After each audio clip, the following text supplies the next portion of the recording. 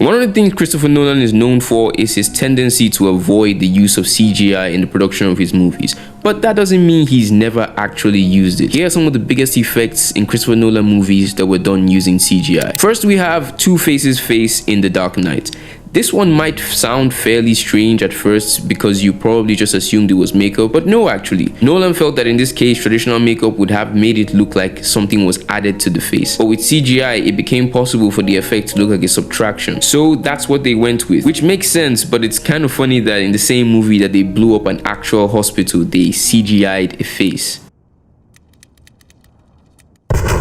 Next, we have the black hole Gargantua in Interstellar. This one's pretty amazing because it wasn't just any old standard black spot in space that sucks. As always with Nolan, realism was a priority. They needed an expert physicist, Kip Thorne, just to figure out the equations to pull this off. Then they had to invent a brand new rendering software that was capable of ray tracing parts of literal millions of light beams in every frame, 64 million to be precise. And since each ray had to be tracked through 13 deflection events, this certainly wasn't easy, but the result was the most realistic black hole in movie history. So realistic that allegedly it predicted what they would look like before we could see them clearly with our telescopes. Next, there's the Ford in Paris scene in Inception. Now, this might come as a shock to you, but Christopher Nolan didn't actually fold the earth like a ham sandwich for a movie scene, though probably not for the lack of trying. Naturally, the entire thing was done through CGI. Paul Franklin, the visual effects supervisor, had to place multiple still cameras to record different spots of the city beforehand.